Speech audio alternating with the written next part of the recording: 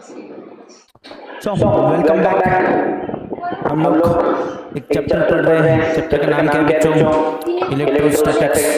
और इस चैप्टर की कुछ कंसेप्ट हमने कल के लेक्चर में पढ़े थे। बेसिक बेसिक चीजें थी, इजी इजी चीजें थी। वो तुम लोगों ने पढ़ के रखे हैं, अपनी नोट्स बनाई हुई हैं। जो लिखने को बोला है वो तुम लोग लिख रहे हो।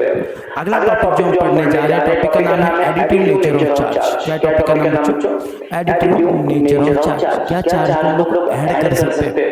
मान लो तुम्हें मैंने कहीं पे कोई बॉडी दी थी, मैंने बोला उस बॉडी के ऊपर एक चार्जेस से क्यों हुआ, जिसकी वैल्यू मैंने आपको बोला 20 से 10 रेज़ टू कुछ भी लिख रहा हूँ मैं, मान लो 10 रेज़ टू, या फिर एक सीधा नंबर लिखता हूँ मैं, मान लो मैंने बोला 20 कूलम चार्ज। कोई दूसरी बॉडी है उसके ऊपर भी चार्ज है, उसका माइनस मैंने लिखा 30 कूलम चार्ज। मैंने पूछा कि आप टोटल चार्ज मुझे बता सकते हो कितना है? तो क्या ये सिंपल एडिशन करके आ सकता है? आंसर है हाँ। ऐसे भी एनीवे चार्ज एक स्केलर क्वांटिटी है, प्लस माइनस साइन यहाँ पे खाली उसके नेचर को रिप्रेजेंट करने के लिए यूज किया गया है। आप नॉर्मल एडिशन और सब्ट्रैक्शन जैसे नंबर्स की करते हो उसी तरह से चार्ज की भी कर सकते हो। And hence total body of the charge will be simply the algebraic addition of this two number. Okay, sign of course consider करोगे तो आंसर आएगा आपका -10 कूलम। समझा? तो इसी तरह से जैसे आप सिंपली मास ऐड करते हो, बस उसी तरह से यहाँ पे चार्ज को ऐड करना है, लेकिन आपको साइन जो है उसको कंसीडर करना पड़ेगा। ऐसे नहीं कि आप साइन को इग्नोर कर दो और सिंपल एडिशन करो। ठीक है? Electric charges is additive similar to mass.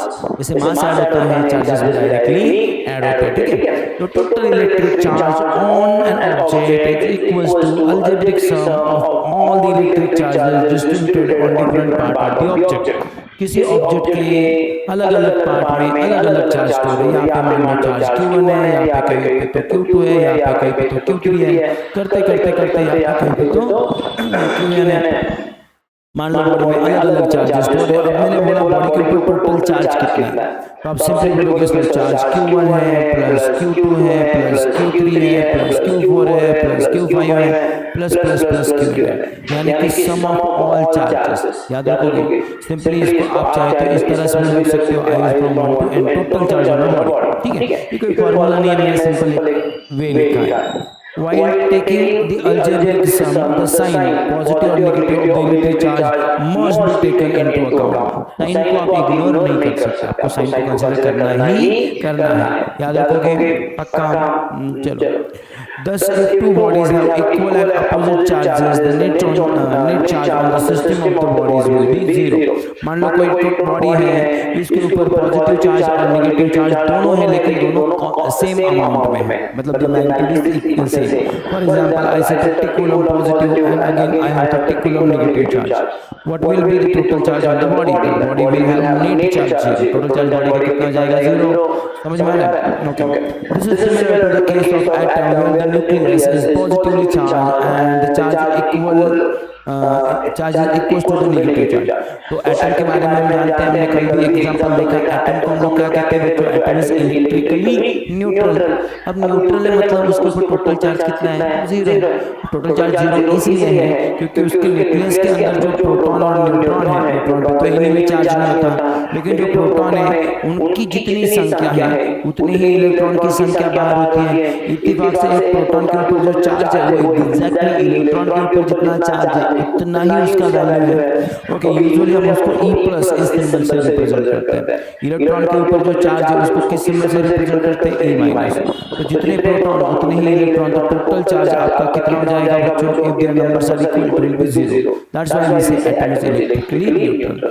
So hope कि आपको ये समझ में आ गया है। किसी को डाउट है इसमें? अब थोड़ी देर पहले मैंने आपको कहा कि जैसे हम लोग मासेस को ऐड कर सकते हैं, मासेस को ऐड कर सकते हैं, उसी तरह से चार्जेस को भी ऐड कर सकते हैं। मास को भी मैंने बोला बेटा 3 किलो और 2 किलो कितने हैं? तुम बोलोगे सर 5 किलो है, पड़ेगा नहीं। और चार्जेस के लिए भी तो सेम ही कर रहे हैं हम लोग, साइन को कंसीडर कर रहे खाली, लेकिन फिर भी बावजूद इसके there is some differences in between the additive properties of charges and masses. Mass के और चार्ज के एडिटिव प्रॉपर्टीज में थोड़ा डिफरेंस है, थोड़ा चेंज है। क्या ये difference? Now let's try to understand. The mass of the particle consisting an object are always positive, whereas the charge distributed on different part of the object may be positive or negative. Okay, the mass कभी negative सुना? कोई बच्चा बोला sir कितना होगा sir, क्या बताओ बड़ी खराब टेंशन है सर, -10 किलो का हो गया होगा। अब हो सकता है बेचारे का ब्रेन -10 किलो का हो गया, लेकिन इंसान तो माइनस नहीं होगा। तो इसका मतलब क्या बच्चों, मैं मजाक कर रहा हूँ, ब्रेन भी माइनस नहीं होता, बोले किसी को भी सीधे पकड़ो सर ने बोला ब्रेन माइनस नहीं होता है। ओके, तो मेरे प्यारे बच्चों, मासेस में और चार्जेस में जो डिफरेंस है उसमें पहला तो डिफरेंस ये है कि mass is always positive, charge may be negative, may be positive और may be have no value, that is zero, neutral. The total mass of an object is always positive, where the total charge on the object may be positive, zero or negative. Okay. अब जैसे for example atom की बात की, neutral atom, जितने electron उतने proton, total charge क्या हो जाता है बच्चों उसका, जीरो हो जाता है। खाली कहीं पे किसी बॉडी के अंदर ओनली इलेक्ट्रॉन है, तुमने बॉडी के अंदर न्यूट्रल बॉडी पे कोई चार्ज नहीं था, तुमने उसमें कुछ इलेक्ट्रॉन ठूस दिए बाहर से, टोटल चार्ज बॉडी का क्या हो जाएगा, नेगेटिव। कोई बॉडी थी तुमने उसके अंदर से अरबों मिलियंस एंड ट्रिलियंस इलेक्ट्रॉन बाहर निकाल लिया, न्यूट्रल बॉडी था, इलेक्ट्रॉन बाहर निकाल लिया। अब क्या होगा बच्चों, ये बॉडी क्या बन जाएगी, पॉजिटिवली चार्ज, ये बॉडी क्या बन जाएगी, नेगेटिवली चार्ज। अगर इक्वल नंबर्स ऑफ प्रोटॉन या electron in another word positive charge और नेगेटिव चार्ज है, तो बॉडी का टोटल चार्ज कितना हो जाएगा, जीरो। तो टोटल चार्ज जो है बॉडी के ऊपर वो जीरो भी हो सकता है, पॉजिटिव भी हो सकता है, नेगेटिव भी हो सकता है, ठीक है। लेकिन टोटल मास हमेशा क्या होगा, पॉजिटिव होगा। मास इंडिविजुअल किसी भी पार्टिकल का लेंगे हम लोग, किसी भी एक इंडिविजुअल पार्टिकल का मास, इवन इलेक्ट्रॉन का मास हो, प्रोटॉन का मास हो, न्यूट्रॉन का मास हो, they are not negative number, mass is always positive, but charge of individual particle may be negative, may be positive और इवन जीरो। समझ में आ गए हो? तो that was the difference between what, mass and charge. अगला topic पढ़ते हैं, समझने की कोशिश करते हैं। बड़ा सिंपल टॉपिक है और इतना लंबा चौड़ा क्यों लिख के रखा है, चलो कोई बात नहीं। ओके, ये लगता है इसको थोड़ा रीअरेंज कर लेता हूँ मैं, थोड़ा सा अच्छा दिखना चाहिए। ये गिव मी अ सेकंड। अच्छा, मैं तुमको तब तक जब मैं ये काम कर रहा हूँ, मैं तब तक तुम्हारे साथ कुछ बातें करता हूँ, तो कुछ क्वेश्चन करना चाहता हूँ, करो। तुम लोगों ने एक वर्ड सुना है क्या, discrete and continuous? Do you know the meaning of the word discrete and then meaning of the word continuous? Continuous. What is the meaning of the word continuous? Consistent is actually different than continuous. Okay, in some cases even they are same, like आप कुछ जगह पे तो continuous और consistent दोनों को एक तरह से यूज कर सकते हो, but unfortunately not everywhere, हर जगह पे नहीं कर सकते। कुछ फर्क तो होगा ना दोनों में, अदरवाइज तो फिर दोनों मतलब सेम यूज करते हैं, कुछ तो फर्क होगा। कोई जानता है मुझे, कौन बताएगा what is the meaning continuous? ये जो वर्ड है ना, इसको मुझे किसी एग्जांपल से समझाने की कोशिश करो, किसी एग्जांपल से मुझे कंटीन्यूअस इस वर्ड का मतलब समझाओ। कम ऑन बता सकते हो कोई ऐसा वर्ड जो तुमको कंटीन्यूअस का मतलब समझाए। कौन सा एग्जांपल? नहीं, कोई भी एग्जांपल दो जिससे मैं कंटीन्यूअस ये वर्ड को समझ सकूं। मुझे कंटीन्यूअस क्या होता है, जैसे कोई एग्जांपल बताओ जिसमें परफेक्ट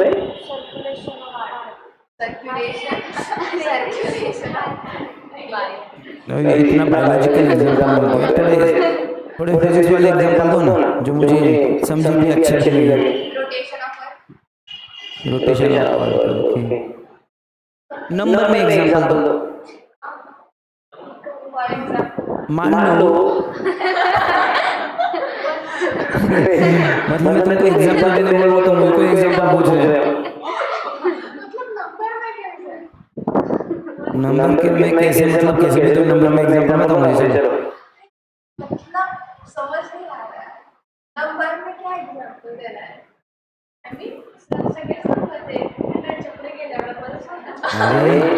सपोज मैंने तुमको नंबरिंग दी, सपोज मैंने तुमको नॉर्मल नंबर बताया, 1 से लेके काउंटिंग करने को बोला, कर सकते हो? काउंटिंग तो आता है तुमको पक्का।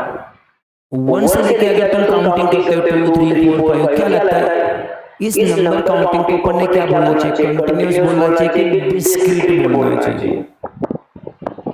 मैं पहले तो डिस्क्रीट का मीनिंग बता।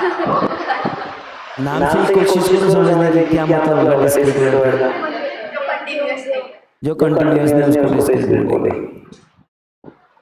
Sure.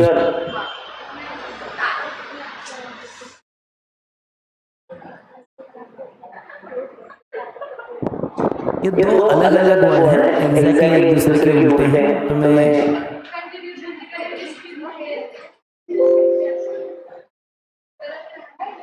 Silence is continuous for all x.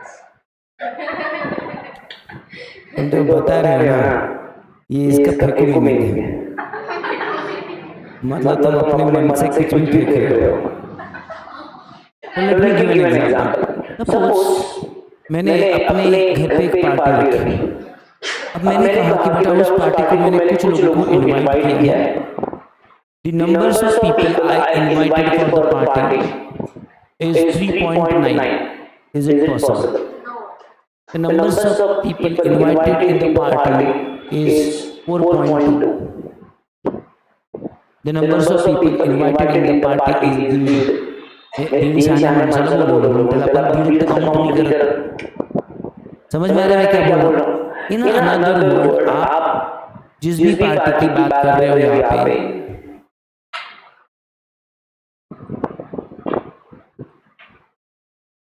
कहाँ पे थे हम लोग?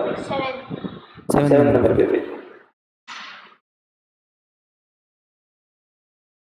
यहाँ पे ये तो हो गया भैया।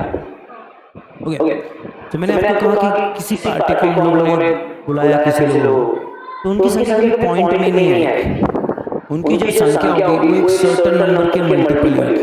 मैंने कहा यार किसी बिल्डिंग में ना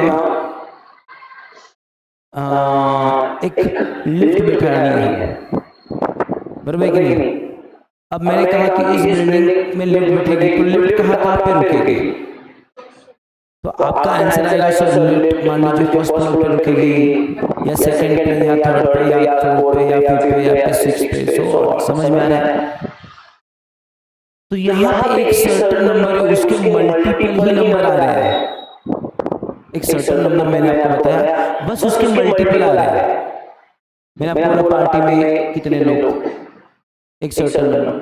मैंने आपको बोला कि बेटा एक जगह पे कुछ लोग जमा हुए हैं, सब तंदुरुस्त है, किसी को डिसेबिलिटी नहीं है। ओके, तो बताओ मुझे जितने लोग आएंगे सबके मिलकर कितने हैंड्स होंगे? कितने लोग बुलाए? हाँ वही ना। तो आप बोलोगे सर एक इंसान होगा तो 2 हैंड होंगे, 2 इंसान होगा तो 4 हैंड होंगे, 3 इंसान होगा तो 6 हैंड होंगे, 4 8 इंसान 8 हैंड होंगे, 10 हैंड होंगे, बस ऐसे कुछ तो नंबर्स ऑफ हैंड्स होंगे। No one is disable, everything मतलब दे आर फाइन पीपल। मैंने बोला टोटल कितने फिंगर होंगे? एक इंसान को 20 फिंगर होते हैं। एक इंसान को कितने फिंगर होते हैं? 20। तो आप बोलोगे हाँ सारे फिंगर पकड़ लिया मैंने हाथ के पैर के। तो आप बोलोगे सर टोटल, अब आपको मान लो आपके अंदर अचानक कोई उंगली में जा गया, आपने डिसाइड किया कि सब लोग उंगलियां काट रहे हैं, मजाक कर रहा हूँ, कुछ भी एग्जांपल देने के लिए याद आता है। तो टोटल कितनी उंगलियां लगेगी? 20 या 40 या 60 या 80 या 100। मैं क्या बोल रहा हूँ समझ में आ रहा है? तो जो भी कुछ एग्जांपल आपको मैं बता रहा हूँ, इन एग्जांपल में एक सर्टेन नंबर के मल्टीपल एग्जिस्ट करते हैं। पार्टी में 1 लोग हो गए, 2 हो गए, 3 हो गए, 4 हो गए, ऐसा होगा। अब मैंने कहा कि मेरे एक दोस्त ने जिम ज्वाइन की और उसने अपना वेट लॉस किया। वेट क्या किया? लॉस किया, वेट गेन किया। अब ऐसा होगा कि फिर उसने 1 किलो वजन गेन किया होगा, नहीं तो डायरेक्ट 2 किलो किया होगा, या तो डायरेक्ट 3 किलो, या तो डायरेक्ट 4। ऐसा होगा क्या? जरूरी नहीं। ऐसा हो सकता है क्या फिर उस बंदे ने 1.2 किलो गेन किया? हाँ हो सकता है। उस बंदे ने 1.6 गेन किया, हो सकता है। उस बंदे ने 3.4 गेन किया, क्या हो सकता है? This is possible. तो यहाँ पे देखो all numbers are possible, all possibilities, there is no restriction, सारी की सारी पॉसिबिलिटी, कुछ भी नंबर आ सकता है।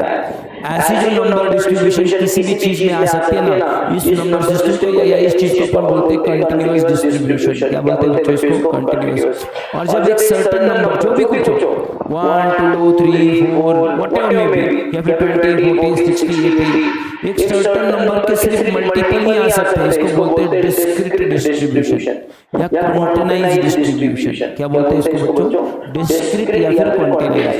क्वांटिनाइज मतलब एक सर्टेन क्वांटिटी के सिर्फ मल्टीपल आ रहे हैं। है बोलो निकल का पक्का मसाला पड़ा वाला। लॉस ऑफ वेट और gain of weight, continuous distribution या कंटीन्यूअस या डिस्क्रीट? कंटीन्यूअस। पार्टी में बुलाए लोग डिस्क्रीट, बराबर है। Numbers of floor in a building discrete. नमस्ते वाला डिस्क्रीट कंटीन्यूअस दोनों वाला फर्क पड़ा। जहाँ पे कुछ भी नहीं बनाना पॉसिबल है उसको बोलने का कंटीन्यूअस। जहाँ पे एक सर्टेन नंबर के मल्टीपल ही आएंगे उसको क्या बोलने का? डिस्क्रीट। श्योर? कोई डाउट है? फिर सारे डिस्क्रीट नंबर्स को हम कंटीन्यूअस में काउंट नहीं कर सकते। करिए डेसिमल। डिस्क्रीट तो कंटीन्यूअस बोल नहीं सकते। इट्स नॉट कंटीन्यूअस जो तुम लैंग्वेज में यूज करते हो।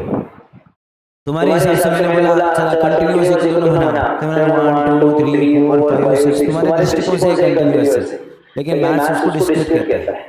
क्योंकि मैथ्स कहता है एक सर्टेन नंबर के मल्टीपल ही आ रहा है, फिजिक्स कहता है एक सर्टेन नंबर के मल्टीपल ही आ रहा है, तो वो डिस्क्रीट हो गया। चलेगा। अब इंटरेस्टिंग सी बात सोचो, हमने दुनिया का सबसे छोटा चार्ज ढूंढा जिसकी मैग्नीट्यूड है इलेक्ट्रॉन के ऊपर का चार्ज। हमारा नाइस, वेरी वेरी। इलेक्ट्रॉन के ऊपर जो चार्ज होता है वो दुनिया का सबसे स्मॉलेस्ट पॉसिबल चार्ज है। उससे छोटा कोई चार्ज होता नहीं, ऐसा हम लोग एटलीस्ट मानते हैं। जिसकी कोई इंडिविजुअल एग्जिस्टेंस ही है ऐसा। इंडिविजुअल एग्जिस्टेंस का मतलब क्या होता है? कि जिसका अस्तित्व है। अब जैसे तुम एक इंडिविजुअल इंसान हो, तुम्हारा अस्तित्व है, तुम्हारे घर वालों ने तुम्हें धक्का मार के बाहर में निकाल दिया, फिर भी तुम्हारी एग्जिस्टेंस ही है। लेकिन क्या तुमने कभी किसी तुम्हारे अंदर तुमको ब्रेन भी है ना?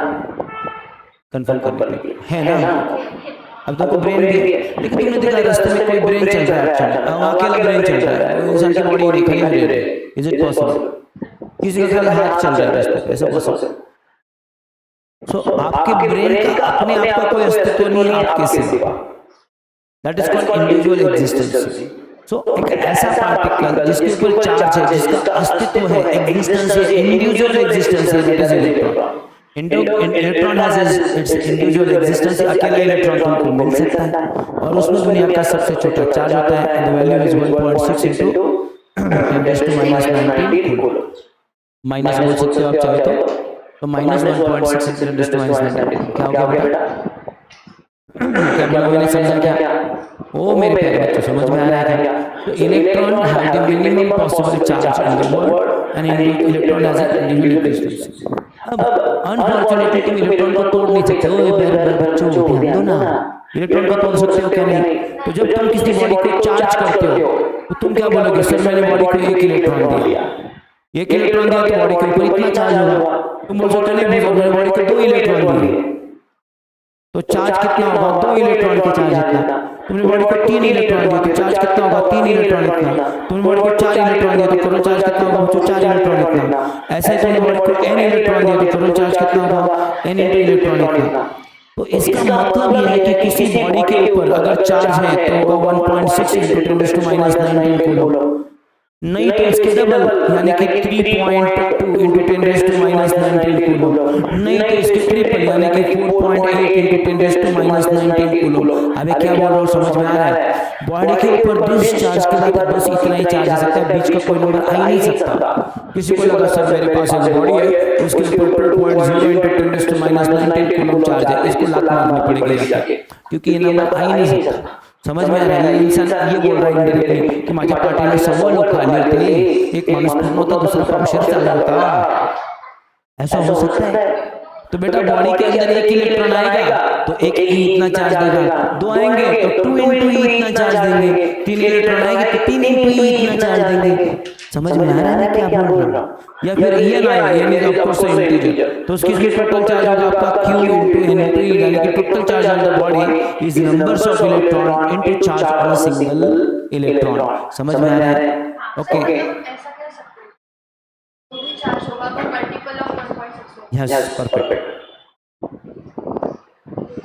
So that's what I am saying here. Total charge on the body is always integer multiple of charge on electron. क्या बोला मैंने? Total charge on the body is always integer यानी कि some number into charge on electron. Okay, electron को तोड़ के आधा तो नहीं कर सकते. तुम ये नहीं बोल सकते सर एक इलेक्ट्रॉन पूरा दूसरा इलेक्ट्रॉन आधा लाया हुआ है ना. इलेक्ट्रॉन का तोड़ना और उसके आगे उसका कुछ करना ये टेक्निकली पॉसिबल ही नहीं है. ओके, इसके बारे में वैसे थोड़ा हम बात करेंगे थोड़ी देर के बाद, लेकिन फिलहाल तो इतना ही याद रखो. ठीक है बच्चों, पहले कुछ इन्फॉर्मेशन ले लेते हैं. The SI unit of charge of coulomb. Charge का एसआई यूनिट क्या माना है बच्चों हम लोगों ने? कूलम है. And CGS electron. अब जरा एक नई चीज है उसको भी सुन लेना. सुन रहे हो प्यारे बच्चों? पक्का? देखो बच्चों, आप लोगों ने सीजीएस का मतलब जानते हो. सीजीएस बराबर है ना? क्या मतलब जानते हो सीजीएस का? यस, वो तो उसका मतलब कि सेंटीमीटर ग्राम है सेकंड. लेकिन हम जानते हैं कि ये एक यूनिट सिस्टम है जहाँ पे यूनिट कंपैरेटिवली स्मॉलर होते हैं साइज में. बराबर से डिस्टेंस की बात की तो बड़ा यूनिट मीटर है, छोटा यूनिट कौन सा बच्चों? सॉरी, बड़ा यूनिट किलोमीटर है, छोटा यूनिट कौन सा तुम्हारा? मीटर. बराबर, ऊपर के बड़ा यूनिट है सेंटीमीटर और छोटा यूनिट कौन सा है? सेंटीमीटर. कुछ भी बोल दो हां बोलते रहते हो, ऐसा मत किया करो. हाँ तो मैं जानबूझ के कंफ्यूज करता हूँ ना. पहला क्या करता? हाँ तुम जाने पे तुम पढ़ते रहे. बड़ा यूनिट क्या? डिस्टेंस का. ऐसा यूनिट क्या है? मीटर. छोटा वाला यूनिट कौन सा बच्चों? Centimetre. And we know that कि मीटर कितना बड़ा है? तो मीटर इतना बड़ा है कि सेंटीमीटर का 100 गुना बड़ा है. We know the relationship is equal to 100 centimetre. और यूजुअली हम जानते थे कि ऐसा यूनिट भी एक ही होता है, सीजीएस यूनिट भी एक ही होता है. लेकिन जितने भी आपके इलेक्ट्रोस्टैटिक्स में या इलेक्ट्रिक में फिजिकल क्वांटिटीज आती हैं इनके सीजीएस में एक नहीं दो यूनिट होते हैं. अब आपके माइंड में सवाल आना चाहिए ऐसा क्यों? देखो बच्चों, आगे जाके आप एक बड़ी इंटरेस्टिंग सी बात करोगे. चार्ज दो टाइप की प्रॉपर्टी शो करता है. ऐसे इफेक्ट शो करता है जो मैग्नेटिक है, ऐसे इफेक्ट शो करता है जो इलेक्ट्रिक है, खाली इलेक्ट्रिक, प्योरली इलेक्ट्रिक. जैसे चार्ज ने इलेक्ट्रिक फील्ड बनाई. अब चार्ज ये प्रॉपर्टी शो करता है when your charge is at rest, रुका हुआ है. चार्ज ये प्रॉपर्टी शो करता है when it is in motion. Charge magnet की तरह बिहेव करता है. आगे जाकर डिटेल में पूरा चैप्टर है उसके ऊपर. तो इसीलिए इस केस में उसका यूनिट अलग होना चाहिए सीजीएस, और इसका भी यूनिट पकड़ना चाहिए. तो हम लोग उसके दो टाइप के यूनिट पकड़ते हैं, मैग्नेटिक और इलेक्ट्रिक. तो देखो इनके नाम भी है, इलेक्ट्रोमैग्नेटिक और दूसरे हैं इलेक्ट्रोस्टैटिक. समझ में आ रहा है? ओके. और ये दो जो यूनिट है इनके नाम भी सुन लेना. वैसे इनको सिंबलिकली खाली electrostatic CGS unit and electromagnetic CGS unit ऐसा भी बोला जाता है. सिंपल इतना भी नाम होता है, लेकिन कुछ केस में इनके थोड़े डिटेल नाम है. जैसे चार्ज का इलेक्ट्रोस्टैटिक यूनिट क्या है सुनना. ये एक्स्ट्रा इंफॉर्मेशन है, काम आएगी टेक्स्ट बुक में चेक करो, मिलेगा नहीं. ओके, क्या है बच्चों इलेक्ट्रोस्टैटिक सीजीएस यूनिट?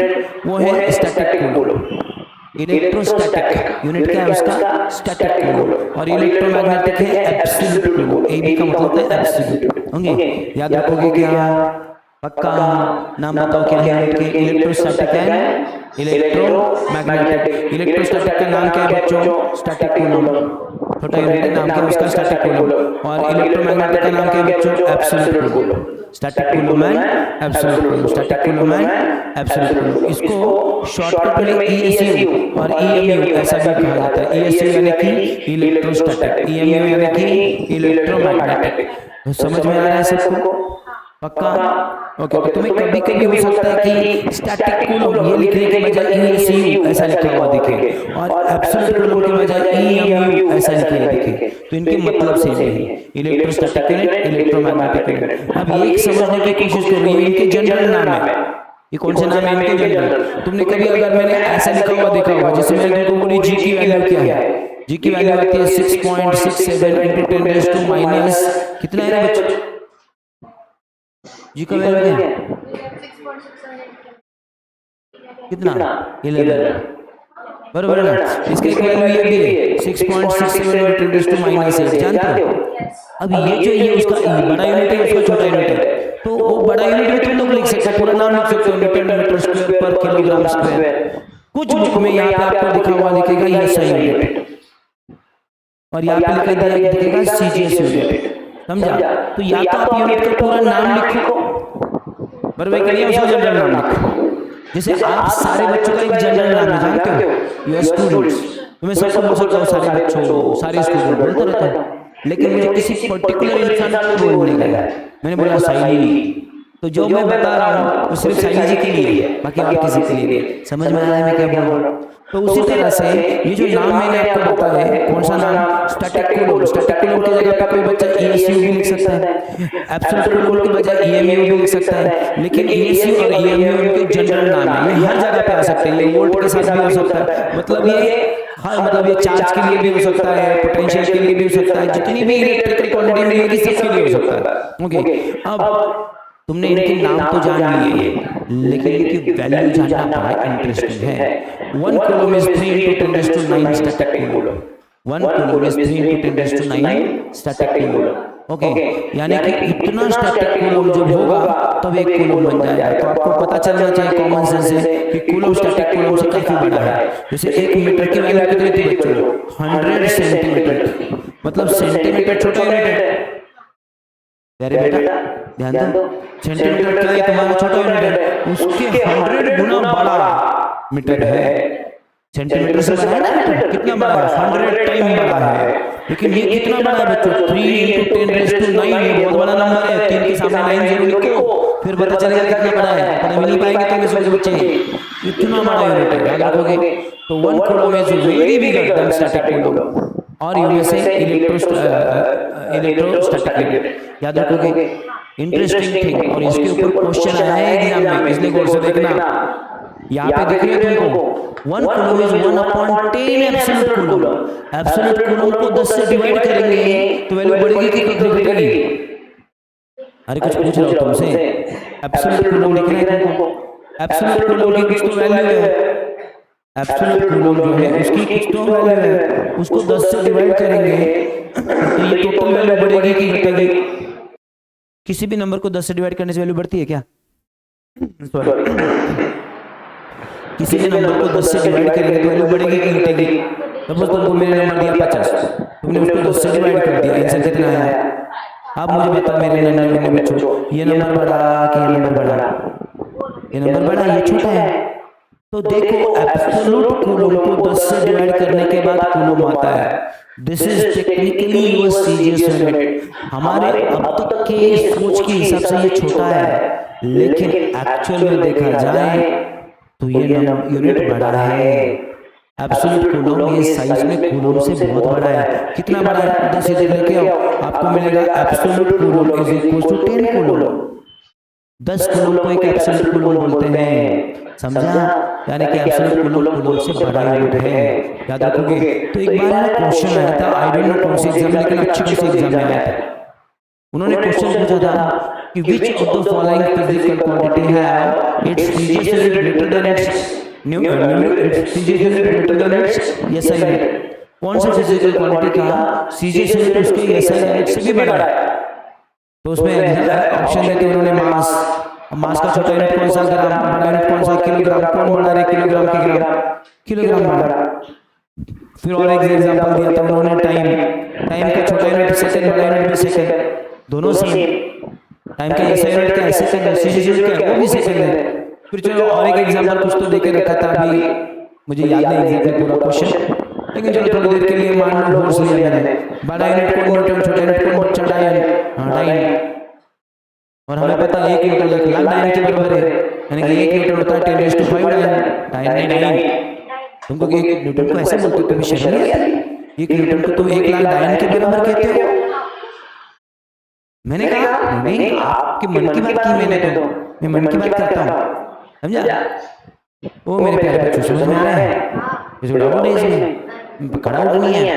तो मेरे प्यारे बच्चों यहाँ पे देखो, इधर ही SI unit is greater than CGS unit और दे आर इक्वल, लेकिन लिखा था फोर्स, सॉरी चार्ज, क्या लिखा था? चार्ज। चार्ज का SI यूनिट कौन? कूलम। CGS में एक CGS को आप जानते हो कौन है, वो एब्सोल्यूट कूलम, और एब्सोल्यूट कूलम कूलम से 10 गुना बड़ा है।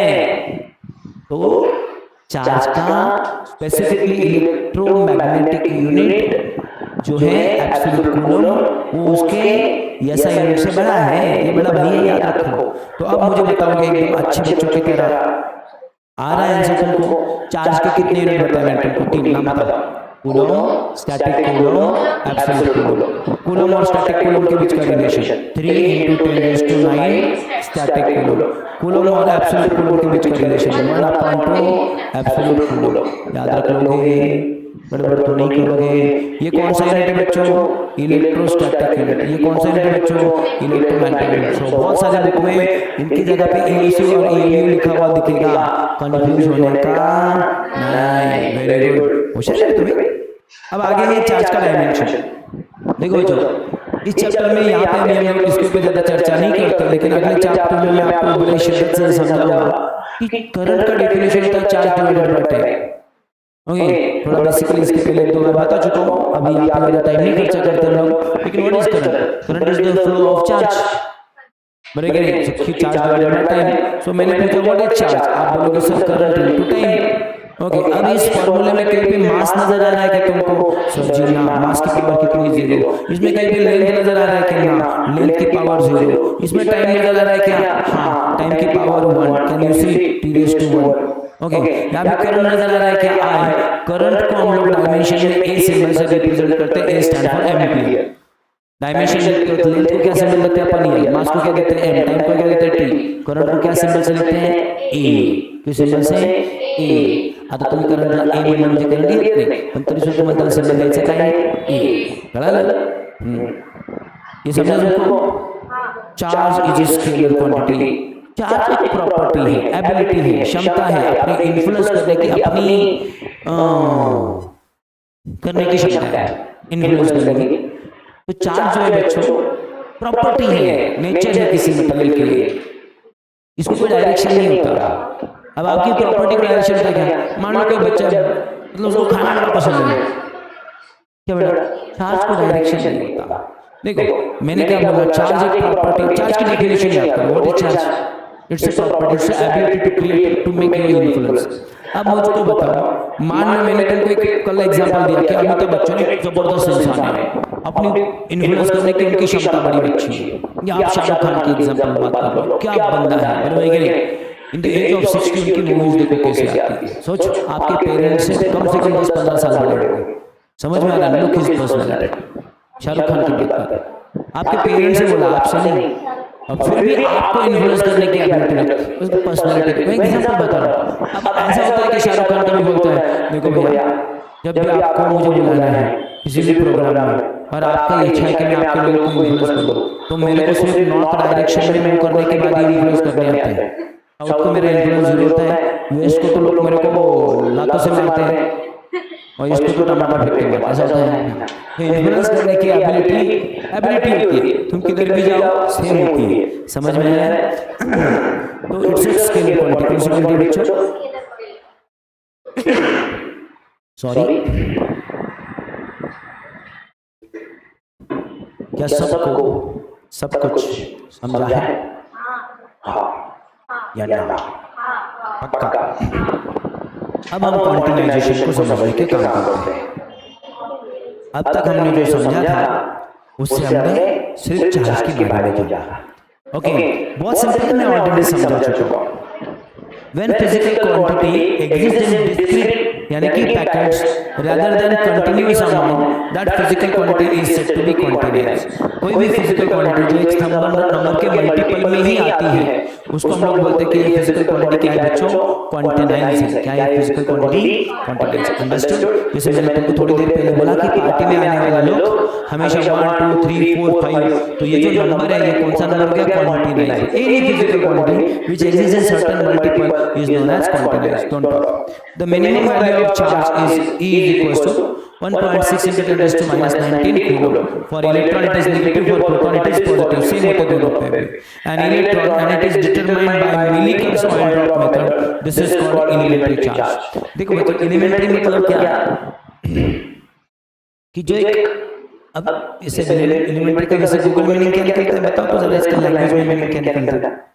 लेकिन ये एक सर्टेन नंबर है। एलिमेंट्री का मतलब ऐसा भी ले सकते हो तुम लोग कि जिसको तोड़ना पॉसिबल नहीं है। जैसे एक इंसान जो है एक पैकेट है, अब उसके अलावा उसमें कुछ पार्ट नहीं होते, बराबर। तो अपन बोल सकते हैं कि एक सिंगल इंसान इज लाइक एलिमेंट्री, भले उसके अंदर कुछ भी हो।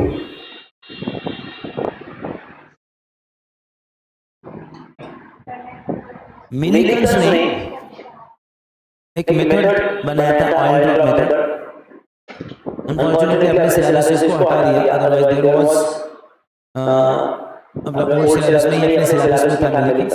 काफी सिंपल मेथड है, लेकिन अभी मैं उसको समझाने का काम नहीं कर सकते, यहाँ पे काफी बड़ी मेथड है। लेकिन इस मेथड से मिलीकन ने इलेक्ट्रॉन की वैल्यू को फाइंड किया था। याद रखना, who discover charge of electron? मिलीकन।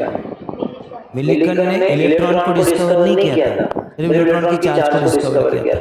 Electron को डिस्कवर किसी और ने किया, उसका मास किसी और ने ढूंढा, उसका चार्ज किसी और ने ढूंढा। ये कोई छोटी जर्नी नहीं है, आपको एक ही मिनट में दिन में सारा पता चलेगा। देखो मतलब जिस बंदे ने पूरा जिंदगी खपाया अपना किसके लिए, इलेक्ट्रॉन का चार्ज ढूंढने के लिए, वो आपको एक सेकंड में पता चला। इसलिए कुछ बच्चे भूल जाते हैं, इजी मिलता है ना, याद कैसे रहेगा? याद रखोगे? लिखने के लिए पूरा नोट्स मिलने वाला बेटा, तुमको यहाँ पे लिखने के लिए टाइम दूंगा तो मैं कब समझाऊंगा? Okay, since proton and electrons are charge particle constituting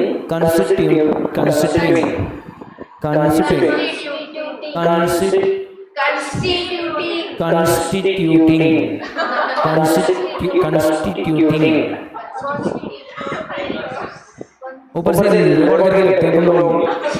मैं लोग सोचेंगे सबको इंग्लिश नहीं आता है। अब होता है किसी किसी का प्रोनाउंसिएशन प्रॉब्लम, क्या कर सकते हैं? प्रोनाउंसिएशन गूगल करके देखिएगा। अरे क्या है? कॉन्स्टिट्यूटिंग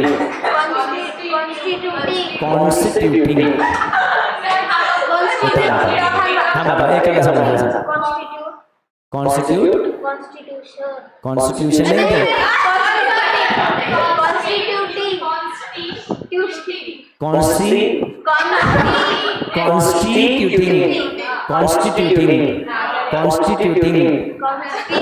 आज मैं धन्य हो गया, मेरे बच्चे मेरे को सिखा रहे हैं कॉन्स्टिट्यूटिंग, बराबर का? कॉन्स्टिट्यूटिंग।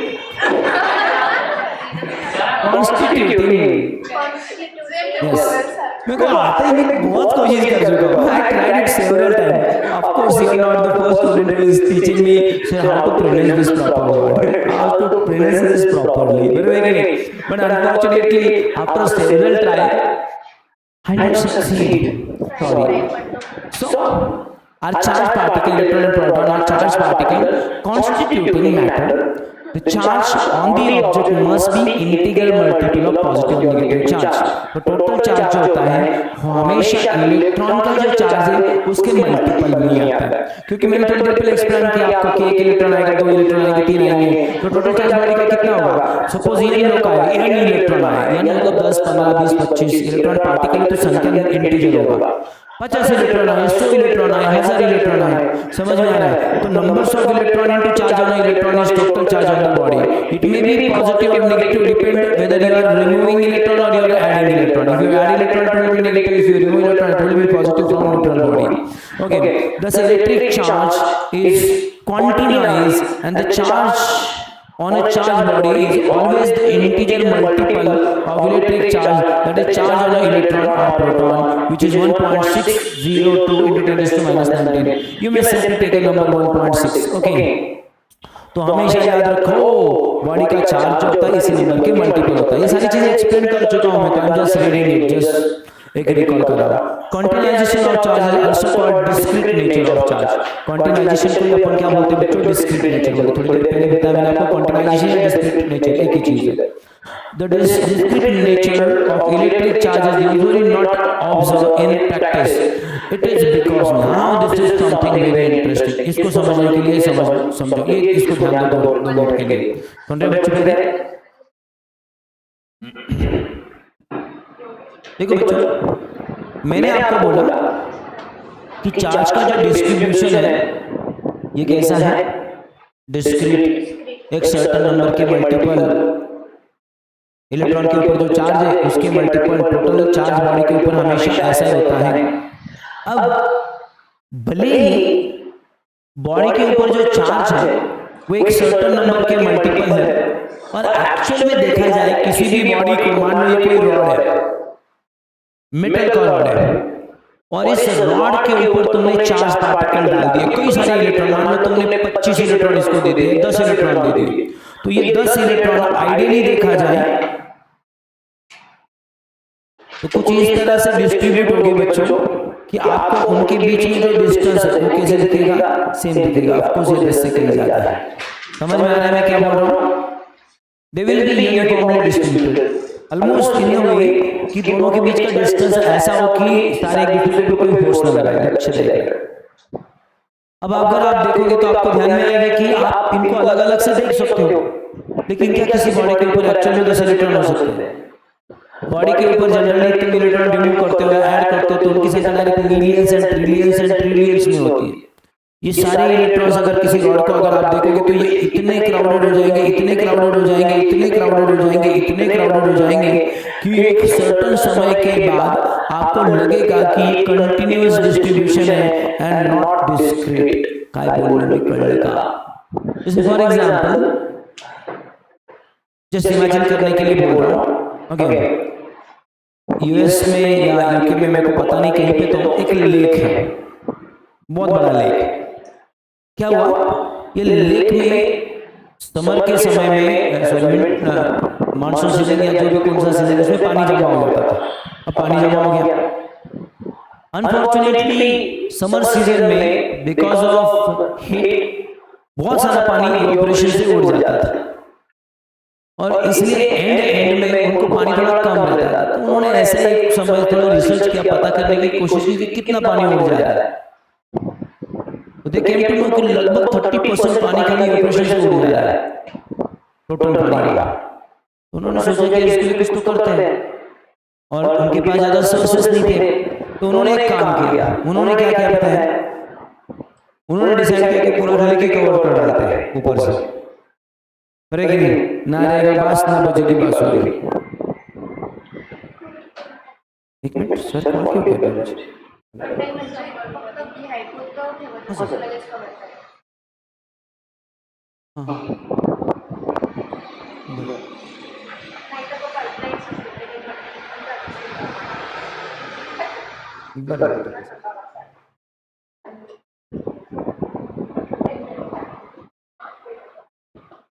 ओके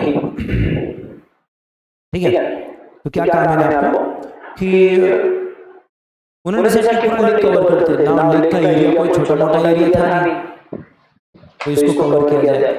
फिर दूसरा ऑब्जर्वेशन उनका ये भी था कि कवर करना है तो उसका सरफेस कवर करना चाहिए, क्योंकि ऊपर थोड़ा भी गैप रहेगा तो हीट से एनीवे थोड़ा फार इवेपोरेशन होगा ही होगा। तो उन्होंने एक आइडिया निकाला, उन्होंने फुटबॉल जो होता है पानी के ऊपर तैर सकता है, ऐसे साइज के ब्लैक कलर के कई सारे फुटबॉल लिए, ब्लैक कलर के बहुत हल्के वाले, और इनको पूरे पानी के ऊपर छोड़ दिया। अब ये फुटबॉल है, समझने की कोशिश करो तो नेचुरली फुटबॉल के बीच में कुछ ना कुछ गैप है। ऊपर से देखोगे तो तुम्हें ये फुटबॉल कुछ इस तरह से दिखेंगे, लेकिन इन्होंने ये एज मच एज पॉसिबल रखे, सो टाइट, और पूरे पानी के ऊपर डाल दिए। इसका फायदा ये हुआ कि बरसात में पानी का लेवल गिर भी जाए नीचे, sorry winter season summer season में, तो उनके पानी के ऊपर ही तैरते रहते हैं हमेशा, तो पानी के साथ ही नीचे जाता है। बरसात में पानी आया तो उसके साथ ही ऊपर आता है, हमेशा सरफेस कवर रहता है, और उनका जो पानी का प्रॉब्लम था उन्होंने सॉल्व किया। अब ये तुम ऊपर से देखोगे, करीब से जाकर देखोगे तो तुम्हें सारे फुटबॉल अलग अलग अलग अलग अलग अलग दिखेंगे, लेकिन जब तुम प्लेन से देखते हो तो ये बहुत बड़ा लेक है, कुछ किलोमीटर का। ऊपर से क्या लगता है पता है? ऊपर से देखने के बाद लगता है कि यहाँ पे कोई तो पूरा ब्लैक कलर का कवर लगा के रखा हुआ है।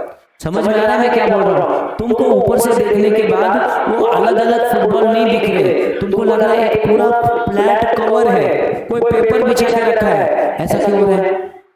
तुम जिस डिस्टेंस से देख रहे हो और जितना उनके बीच का डिस्टेंस है और जितनी उनकी साइज एक दूसरे के करीब है, वो इजीली नहीं होता। समझना मला काय म्हणायचं। सेम चीज अगर कहीं पे तुमने कोई मार्बल रख दिया मान लो कहीं पे, तो हो सकता है मार्बल के बीच में छोटा छोटा गैप है, तुम करीब से देखोगे तो शायद तुम्हें दो मार्बल के बीच का गैप और नीचे का फ्लोर भी दिखे, लेकिन तुम अगर उसका बहुत ऊपर से जाकर कोई फोटो निकालो या बहुत हाइट ऊपर से देखोगे तुमको वो फ्लैट दिखेगा। अपने इधर जमीन देखो सारी इवन नहीं होती है ना, ऊपर नीचे ऊपर नीचे ऊपर नीचे होती है। प्लेन से देखोगे तो पूरा ग्राउंड फ्लैट दिखता है। समझ में आने करो, मैं बताने की कोशिश क्या कर रहा हूँ। उसी तरह से although the distribution of electron is discrete, which is just integer multiple of this number, but the observation says, observation ये बोलता है कि ये भले ही ऐसा है लेकिन फिर भी, सुन रहे हो, फिर भी इलेक्ट्रॉन जब इतनी संख्या में होते हैं कि हमें वो डिस्ट्रीब्यूशन बॉडी के ऊपर इलेक्ट्रॉन का कंटिन्यूअस फील होता है। क्या बोला मैंने, समझा क्या? चलो समझने की कोशिश करो। The discrete nature of electric charge usually not observed in practice. It is because the magnitude of elementary electric charge, that is E, is extremely small. Electron का चार्ज बहुत स्मॉल होता है और संख्या बहुत ज्यादा। Due to this, the numbers of elementary charge involved in a charging the object become extremely large। और इसकी वजह से जो चार्ज करने के लिए बॉडी को तुमको 1 कूलम चार्ज देना है, अपन आगे क्वेश्चन सॉल्व करने वाले हैं उसमें में देखेंगे 1 कूलम चार्ज में कितने इलेक्ट्रॉन होते हैं, इतने इलेक्ट्रॉन होते हैं, संख्या इतनी ज्यादा है उनकी। क्वेश्चन भी है वैसे आगे जाके, इतने इलेक्ट्रॉन जब एक जगह पे आते हैं 1 कूलम में इतने इलेक्ट्रॉन संख्या कितनी है, 6.25 10 का 12 पावर है, यानी कि इन अदर वर्ड ये तुमको 12 डिजिट आगे लेके जाना है। तो कितने इलेक्ट्रॉन है, तो इतने इलेक्ट्रॉन जब एक जगह पे आएंगे तो तुमको डिस्क्रीट दिखेगा या तुमको क्या दिखेगा बच्चों को, यूनिफॉर्म दिखेगा। Okay, suppose for example when a glass rod is erupt with silk a charge order of 1 microcoulomb, not a coulomb even, microcoulomb लिखा है, 1 microcoulomb से 10 to -6 appear on the glass rod or silk. Since elementary charge is this, the numbers of elementary charge on the glass rod, बताओ मुझे charge का formula क्या है तुम्हारा, n into कितना E, बराबर है। तो n का वैल्यू क्या हो गया, total charge divided by E। अब किसी ग्लास के रॉड को हमने सिल्क के ऊपर रख के मान लो उसके ऊपर माइक्रोकूलम चार्ज आया, कूलम भी नहीं, कितना चार्ज आया 1 माइक्रो यानी कि 10 to -6, कितना कूलम, 1 कूलम तो इससे भी बहुत बड़ा है। समझ में आ रहा है, माइक्रोकूलम इतना ही चार्ज आया। अब जब माइक्रोकूलम चार्ज आया ऊपर तुमने वैल्यू डाली 10 to -6, नीचे वैल्यू डाली 1.6 into 10 to -19 कूलम, दिख रहे तुमको ये दोनों नंबर। सिंपलीफिकेशन क्या आंसर आया 6.25 into 10 to 12, 1 कूलम के लिए 18 हो जाएगा 10 की पावर। ये नंबर देखो बच्चों, माइक्रोकूलम में इतने इलेक्ट्रॉन है, तो इसका मतलब क्या कि यूजुअली हमें जो चार्ज का डिस्ट्रीब्यूशन दिखता है वो कंटिन्यूअस दिखता है। वो कंटिन्यूअस इसलिए दिखता है क्योंकि उनकी संख्या बहुत ज्यादा है। सिंस द एलिमेंट्री क्या है terminal,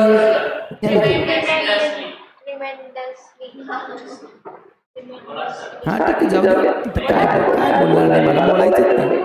Since it is tremendously large number, the quantization of charges is not observed and one usually observe continuous variation of charge। और इसलिए आपको चार्ज कंटिन्यूअस में दिखेंगे, लगेगा कि 1.1 भी है, 1.2 भी है, 1.6 भी है, 1.7 भी है, 1.8 भी है। ऑफ कोर्स बहुत बड़े नंबर की बात हो रही है, समझ में आ रहा है? किसी को डाउट है इसमें? पक्का डाउट नहीं है, चलेगा। तो that's all for this particular topic. कल हम लोग एक एक्सपेरिमेंट देखेंगे गोल्ड लिफ्ट इलेक्ट्रोड्स को, जो हमें चार्ज की प्रेजेंस को समझने के लिए मदद करता है। और फिर हम लोग एक ऐसी चीज पढ़ेंगे जो आपके दिमाग को हिला के रख देगा, दैट इज क्वार्क। ओके, कुछ चीजें थोड़ी एक्स्ट्रा भी हो जाएंगी, तो प्लीज डोंट माइंड, चलेगा? हम बड़े शिद्दत से धीरे धीरे पढ़ रहे हैं। मुझे कभी भी किसी भी मोमेंट में ये फील हुआ कि I can not complete the next chapter, तो मैं नेक्स्ट या तुम्हारी दया आ गई मुझे, तो मैं बोलूँगा ठीक है चलो यही 2 चैप्टर करते हैं।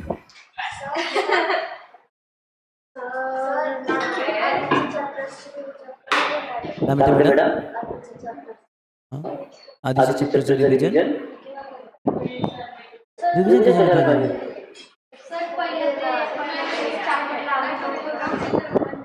तुम्हाला रिव्ह्यू पाहिजेच आहे का?